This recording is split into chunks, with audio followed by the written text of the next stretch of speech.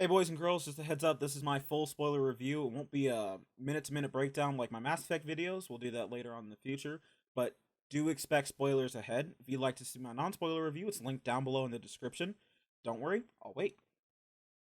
Here for spoilers? Excellent. Let's get it.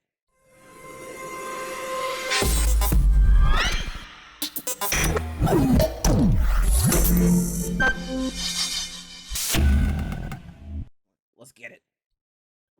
Holy shit. Having Keanu Reeves inside me is not what I expected it to be. Yeah, let's just lay it out right now for anyone who hasn't played through it. The intro section of this game all leads up to one big heist that goes all kinds of wrong. Your friends will end up dead during the job, and after getting out, you'll get a bullet to the head yourself, waking up in a fucking landfill. Here's the kicker. What you went through to steal the engram of Johnny Silverhand, Keanu Reeves, essentially his mind uploaded to a computer chip which was plugged into your head when you got shot. And as a result, it started filling in all the gaps, bringing us back to life while killing us at the same time. It's explained to us that Johnny's consciousness will slowly take over ours until we completely fade away, and this becomes our mission, to survive and figure out a way to get rid of him. Johnny isn't too happy to be woken up inside your head, and we'll get over that later, but for right now, off the bat, I've got problems with this intro. What I mentioned is that we skip a lot of time in what feels like important sections. A big part of that is the whole section where we bond and become close with Jackie. Seriously, we just skip from like the meeting him to one job before we get let in on the heist. You know, all the stuff where we get a house, or we get a car, or we start building a rep, all of that is just glossed over, and we're expected to care about Jackie when we're done. I don't know, I thought it was kind of stupid. So when Jackie and, hold on,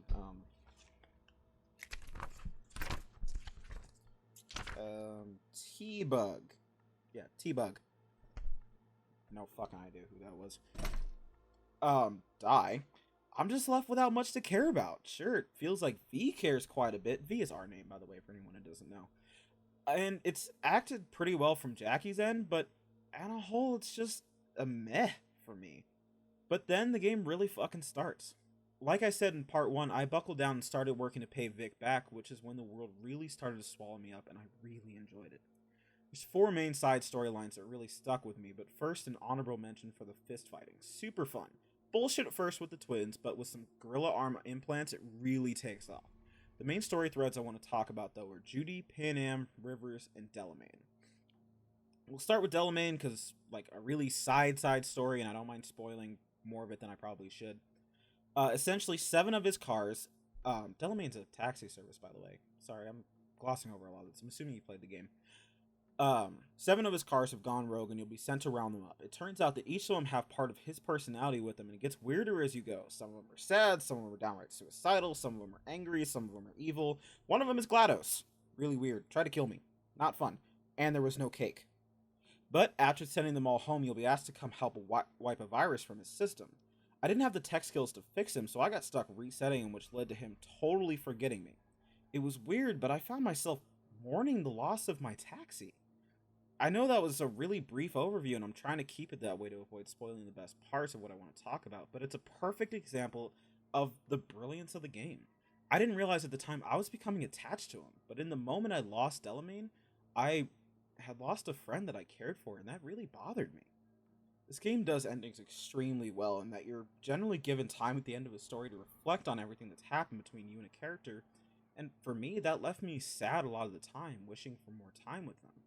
Rivers will take you through a mystery that's very close to home. I'll stay light on details, but it's one fucked up ending that reminds me a lot of 7, and not the parts of 7 that I liked. Rivers is your typical good cop trying to do what he thinks is right that goes down a less than legal path, but I think he always stays true to his principles, which endeared me to him as I felt mine slipping away in the pursuit of my own survival. Next up is Judy, which I think hit me the hardest. We start off with our own goals in mind of finding Evelyn so we can put together all the pieces of the Arasaka job that she hired us for in the first place. It all changes when you eventually find her. She's in bad shape and you end up leaving her with Judy as she cares for her friend. Then at some point you'll get a call that Evelyn took her own life while Judy was away. It's a turning point when, after some thought, Judy decides to tear it all down. She wants to rip down the club that got Evelyn killed and the guy who raped her instead of taking her to a doctor. Here's where I think Night City really changed me, and I really took on my own perspective rather than just trying to play a character. I killed everyone involved, and I didn't feel remotely bad. Club manager who raped Evelyn, dead. Mob bosses who owned the club, dead. Girl who tried to use the gang to take over power and double cross us, who happened to be Judy's friend, dead. I played judge, jury, and executioner, destroying everyone I thought was causing harm. I wanted to cut the cancer out of the source. And you know what I accomplished? Nothing. It all went to shit for those involved, and if anything, I made it worse in the end. I'll play through it again differently next time, but yeah, the theme is clear. Night City wins. Although you do get to go on an awesome swim with Judy through her hometown before she leaves Night City, her own little Atlantis. Again, I found myself sitting with a character wanting more time, struggling to let them go. I think it's why I took so many pictures during the game, trying to hold on to the moments while I had them. Last but not least is Pan Am, who might actually be a required storyline. I kind of got lost which one was which along the way, but she fits the theme perfectly here. Long story short, you help her and she helps you, but before you know it, you're involved with her nomad clan called the Aldecaldos. Sorry, I'm just not even going to try to pronounce that correctly. What I really like here is that you don't become involved in their clan politics, not personally at least. Rather, watching Pan Am fight with Saul as an outsider looking in, as you should be.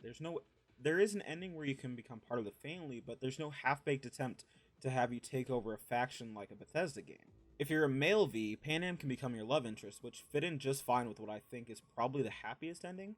The endings, plural, left me with a lot to think about, so excuse me if my thoughts come across as a little disjointed. So there's 3 main endings, which each have different paths you can follow in the end, but I didn't go through every possible path, just the big 3 and the choices that made sense to me at the time when I completed those paths. The first is to accept the offer of Hanako Arasaka, the sister of the new CEO. She'll get you in to speak with the board and use Arasaka's resources to separate you from Johnny once she can take control. The next is to let Johnny take full control of your body and storm the building with the help of the fixer Rogue, who we knew before he died, then use the access point to let your AI friend Alt separate the two of you. The last is to call Pan Am and the Aldecaldos to lead an attack on the Arasaka building, and again have Alt separate you from Johnny once you access Mikoshi from inside. Here's where I might lose some of you that played the game, and in retrospect, I think I lost myself. On my first run through, I chose to take Hanako's offer, and now having played through the other endings, I have very mixed feelings on it, but here's my train of logic that led me to this decision. First of all, I didn't trust Johnny. I really didn't feel like there was a chance he'd let me go after all I'd seen from him. Sure, he had been starting to keep his word, giving me my body back, but I really honestly thought it was a ploy to get me to give it up. Alt was the girl he died trying to save. Rogue was the one who was there with him when he died. I didn't trust any of them to care about giving me back control of my body, so I just ruled it out. Then I weighed the Pan Am option. I knew that the Nomads would help if I called. I had rescued Salt's life, I had helped them recover the Basilisk, and I was involved with Pan Am. But I couldn't bring myself to do it. I couldn't bear the thought of their lives on my hands if they died trying to save my life. And if I'm honest, the way everything ended in the game leading up to this, I didn't have much hope for my own happy endings. I didn't want people to die just for me, even though I wasn't sure I was going to make it. So then we have Hanako's offer. She has the resources to help me, her own reasons to do so, no real reasons to lie, and if it all goes wrong, I'm only hurting myself. I thought that I was making the right choice, the selfless choice, and in some ways I think I did. You'll essentially be alone throughout the mission. You'll go with Hanako to convince the board, but after they all get killed by her brother's men, you're on a tear throughout the facility fighting your way to her brother, armed with mostly her info about the building and a netrunner that opens doors for you along the way. It's the only mission where you'll fight a full health Atom Smasher yourself, which is harder, but it's the only way no one would die to help you. The game will do its best to tell you made a mistake in doing so, with Johnny and most of your friends either implying or outright saying that you're a sellout. You'll also lose a part of yourself in the procedure, stuck in a room while doctors run experiments to figure out what went wrong until we're told that essentially we're going to die regardless of what we do, and you can either upload your consciousness to the Arasaka server and live as a ghost, or go home to live out the end of your life on Earth. I chose to go home and die rather than live as a prisoner. To be honest though, with the way the other two options go, I'm still not sure if I regret my choice, but we'll take a bigger look at it later. The second option is to give Johnny full control one last time and let him bring you home. He'll find Rogue and Recruiter to storm the tower in essentially the same roundabout way, albeit with 2 extra guns rather than Netrunner support. When you finally get to the Atom Smasher fight, you'll watch as he kills Rogue before the chance to kill him yourself. It doesn't get much better when you find out that giving up control to Johnny one too many times means you'll never be able to return to your body, as it'll only accept him now. You're left with two options. Either you fly off to cyberspace together with Alt, or Johnny gets the body. I chose to give Johnny my body because, well, why not? I can't use it, and I can give him a new life to Johnny, and who, true to his word, did everything he could to keep me alive. What's really cool, albeit fucking depressing, is reading all the messages from my friends through the eyes of Johnny on his last day in Night City. I'm glad Johnny didn't have to die because I really think he became a better person and can do some good in the world, but fuck if I didn't feel bad for B. The last ending is what's considered the good ending, I suppose, but I certainly didn't feel good about it. You call in Pan Am and the Aldecaldos for help, and while most of them aren't a fan of the plan, they do owe you, and this all makes you a part of the family. You'll ride out to a construction site where you'll be able to drill into a maintenance tunnel beneath Mikoshi. You'll lose people. A lot of good people. Teddy, Bob, and some unnamed during the attack. You'll almost lose Mitch as he takes solo control of the Basilisk to hold off the Militech troops while you get inside. Once you're in, you'll plug in Alt and watch her slaughter everyone in your path, whether or not they wanted to fight. When you get to the Atom Smasher fight, Saul will be the one to die in place of Rogue. Even after all that, Alt can offer you is 6 months in a body that will reject you. I took the time I had left, and while I think Johnny might have wanted the chance to live again, he seems proud of your choice, telling us to never stop fighting. You'll ride out once again with the Aldecaldos breaking through the border wall to start again in Tucson, Arizona, of all places. Now, full disclosure, I was born and raised in Tucson, and I actually still live here, so I was totally sure the game was fucking with me at the time. Props to you, fucking CD Projekt Red. You got me. So here's the thing. There's no ending I can point to and say, that's the right ending, or that's the good ending. It's going to be totally up to your own interpretation of V. I don't want to have anyone else die for me. It didn't want anyone else to sacrifice for me, and it cost me a piece of my soul. The game told me I was wrong, but I can live with being the only one to suffer for it. Maybe you think riding off into the sunset with Pan Am was right, and while it made me happy in the moment, all that death to buy myself a few months, I don't think I'd ever be able to swallow that pill. And I wouldn't think less of anyone who hated me for it. I don't think I liked any of the endings to this game, but I think they're all equally good, all with positives and negatives, every decision one that would carry weight. The game left me with all kinds of feelings I'll need to process when a friend finishes the game. Ryan. Abs. Oh. Literally anyone. It's part of the magic of games. When you make all the decisions, you write your own story, and then you have to live with it. This game is going to stick with me for a long time, and honestly, I just fucking appreciate the work it takes to create something this memorable. Regardless of how this game is remembered, we can all be sure of one thing. It will be remembered. I touched briefly on this at the beginning of the first video, but I figured I should bring it back up again here at the end. Your expectations of this game shouldn't matter when it comes to how you judge it. I know that can be hard to separate, but guys, if you really take a step back and look at the world and the narrative we were given, this game is fantastic. This is one of those games that we'll look back on fondly, I think, because everything beneath the bugs and the difficulty to run it is so fucking good. And that's what's going to last. One day, this is just going to be a last-gen title that looks and feels amazing, and then that's when it'll really be appreciated, I think. Never put someone on a pedestal because you'll never be able to look them in the eyes.